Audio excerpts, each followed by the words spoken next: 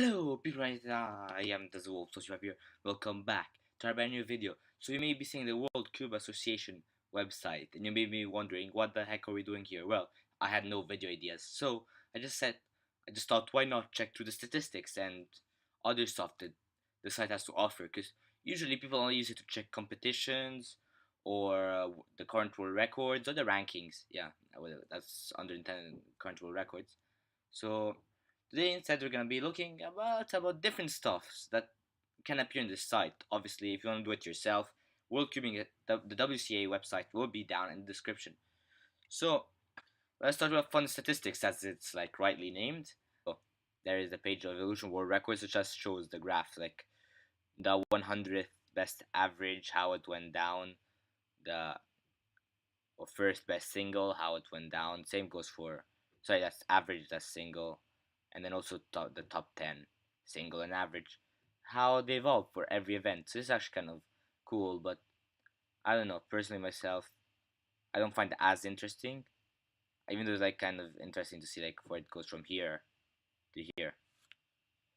But in any case, we'll kind of be seeing the same thing now with what we're gonna be watching. Actually, not now, later on when we're gonna be on this page. We're gonna be seeing a few similar things. Yeah, let's start. So here they like show best medal collection. So like that's like people who won the most medals, I guess. So like this is for 3x3. So with Felix Zemdegs, Mats Volg, and Anthony Brooks, the top three. This for like overall every event. With Vance Barrett, I think he's Hungarian, having quite a few medals. I guess he's been competing for a while. Well, yeah, no, he has been competing for a while. Not even have to guess. With Felix still coming in at third, so showing that he also does other events except 3x3. Well, we already knew that because we follow cubing. I hope if you're watching this video, but yeah, it's kind of done. Okay. Oh, it's like the sum of all ranks, like his ranks on 3x3, 4x4, and 5x5. Actually, kind of funny to see, like in terms of single, Felix has a 3x3, 4x4, and 5x5 world record singles. So like his sum is like third place. Like Mark Spark having like the sixth best 3x3 single, third best 4x4 single, and second best 5x5 single puts him at a sum of 11. So kind of dominating in the singles field here, Felix. While in the averages, with him being third on 4x4, it makes him actually on par with Max Spark, although he is first on both 3x3 and 5x5. Actually, kind of cool to see. This is some of all single rankings. Also, like, okay, so this is sum up of all the rankings of the singles in every single event. So, like, this guy, Jaden McNeil, he does every event, yeah, at a half serious level at least. It's like, he is top 200 in everything except 5 blind, which I wouldn't expect people to work that much on. And what's even more incredible is averages. So average obviously moves 4, 5, and multi-blind, and but it keeps blindfolded. Yeah, because there's a mean of 3 thing. It's actually kind of kind of funny to see. So he actually has a sum of less than 1,000. Well, yeah, I don't even think I breached the 1,000 mark with one event. Like over 1,000 with one event only. I think it's only feet that I'm on that in the top 1,000 in the world, and that's because it's feet.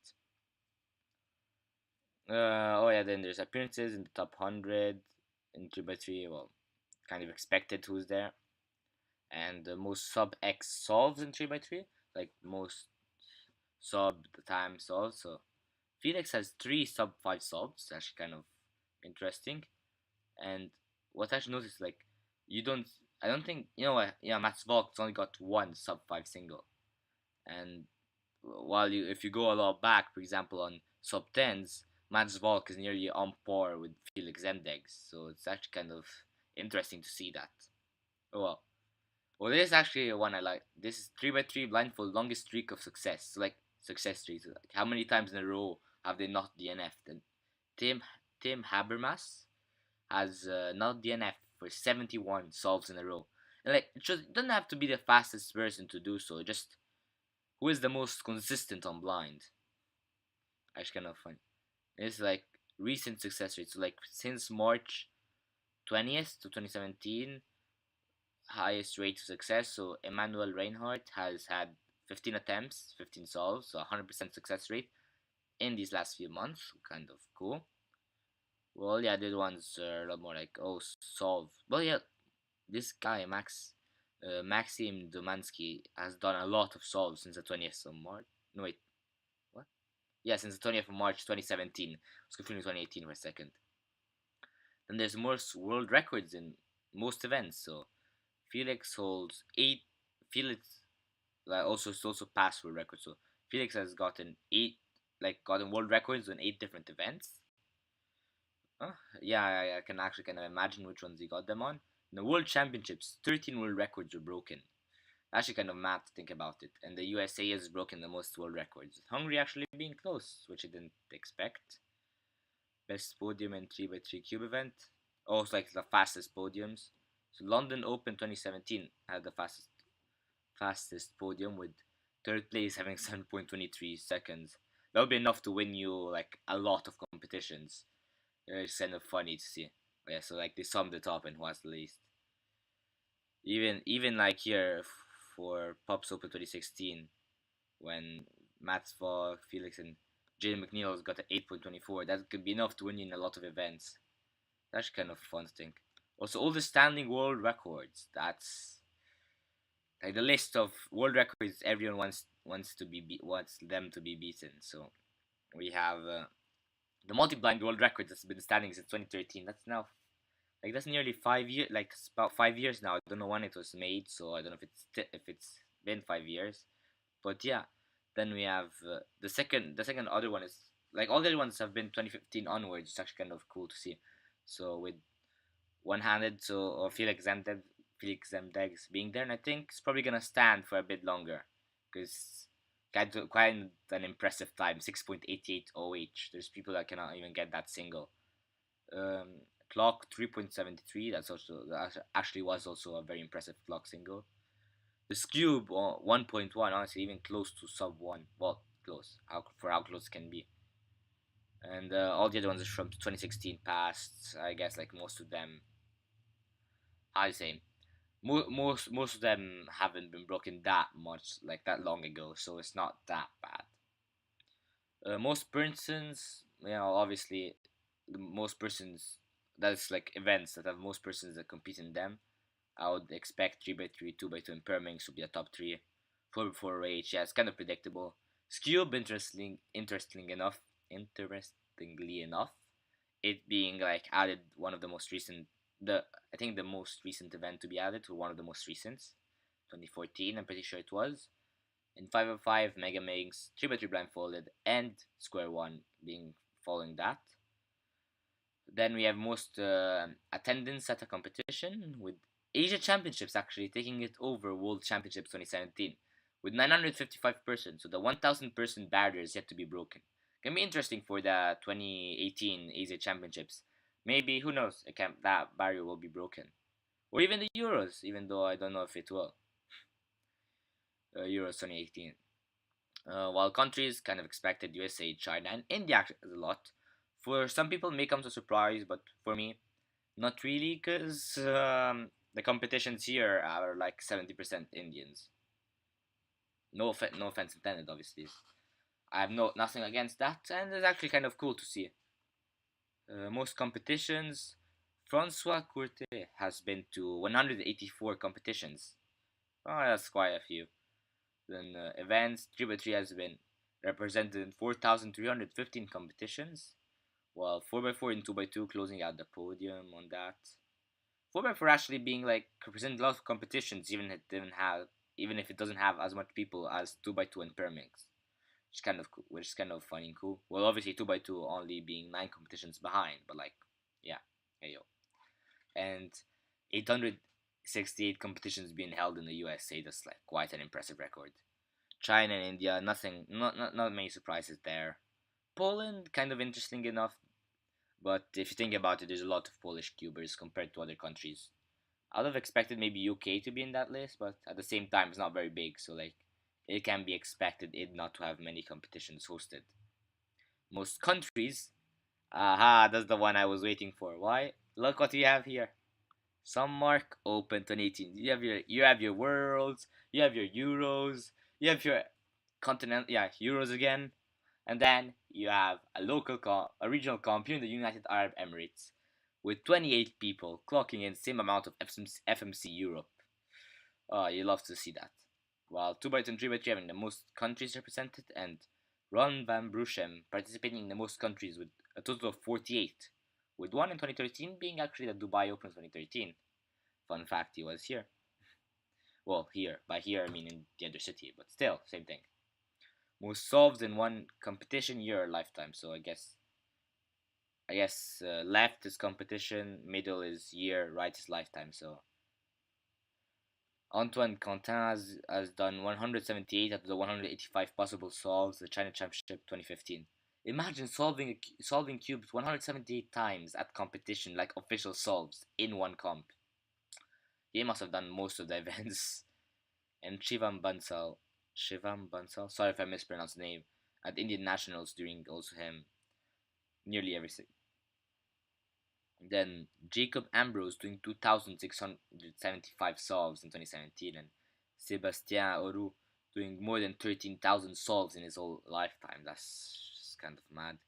And that's it for the fun statistics. If you wanna check them out yourself, link is in the description for the WCA site. Well, I'm probably gonna link directly this. Here's a link if you don't believe me linking it, and if I forget to link it. Let's pass on to something a bit more interesting. So here is world records, so different cubes. So, well, currently the first thing it's going to show you is the world records for these events. So I'm just going to slowly scroll to it, so if you guys want to check. Well, most of them are commonly seen names. Quite a lot of 2018s, which is, well, kind of makes me happy because I like world records to be broken. Oh yeah, the average clock world record got broken sub 5. That was actually interesting to see. Burbanks, I remember that. And yeah, that's about it for the current world records. Charlie started calling both Square One world records. I'm noting that because that's like my event. Well, no, not my event, like the event I'm most interested in. And here's like the history of the world records. So, for example, obviously, if you guys may know, in 1982, the World Championships, the world record was 22.95 seconds for a solve. Then 2003, we finally broke the sub 20 barrier. Probably had been broken before that, but not in an official competition. But now it has been 16.71 at that time. And like you can see, the singles evolved. The first ever sub 10 single, I guess it is, like at the Spanish Open 2007 by Thibaut Jacquinot. I guess that's pronounced. And Spanish Open. And then what other landmarks? First ever sub 5. Obviously, it's a lot more recent. River Hill Fall 2015, Lucas Etter. Probably that's actually was the current world record when I first started seeing cubing. Obviously, got into it a lot later, so I started cubing myself this summer. But yeah, yo. Even here you can see averages.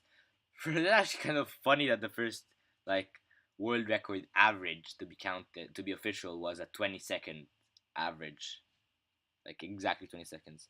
Here 2x2, a bit more uninteresting but actually fun to see. So 8.28, there was a 8.44 second single at 2004 Swedish Cube Day. That this single would be terrible today.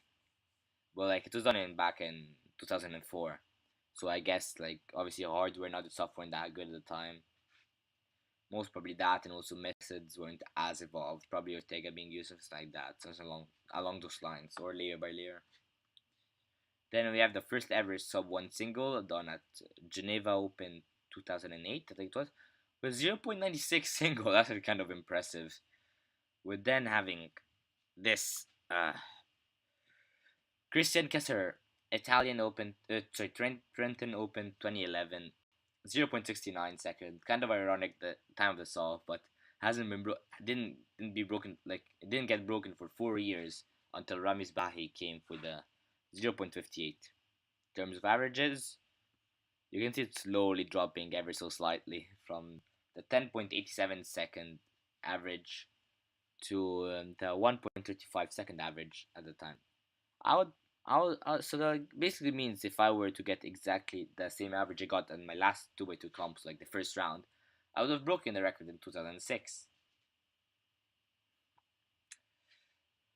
Obviously, didn't have the same hardware. Here's 4x4. 4x4, even in 2003, I would have not been close to a world record, which is kind of sad. Well, I don't practice 3x3. You guys know my opinion on it. Well, not really my opinion, like, I just don't care about it. 5x5. My 3x3 PB single would be on par with the 5x5 world record single of the Euros of 2004. Now that's terrible. And then you just see Felix Zemdex dominating the singles 4x4. I think, yeah, and you don't see that much that for 4x4. It's kind of cool. Yes, 5x5 dominating him. Even average, he has been the only one to break a world record average for 5x5 since Australia 2010. Like, imagine that. It's been since 2010. It's only been Felix Zemdex to break a world record average. Obviously, if this is false, something else is true. It's not my fault. I didn't make this statistics. Statistics, yeah. 6x6, a lot more. A lot like more stuff. That doesn't make sense. That doesn't make sense. Even my English doesn't make sense. But yeah, 7x7, the usual three cubers: Max, Felix, and Kevin Hayes for both 7 and 6. 3x2 blindfolded, yes. We have Max Hilliard actually having 3x3 blindfolded single currently after getting at the Texas Blind Showdown 2017. I actually want to check that page actually. I like the name. But yeah, so 3, 4, 5, and multi-blind. Yep. Okay. As uninteresting as I thought. Oh well.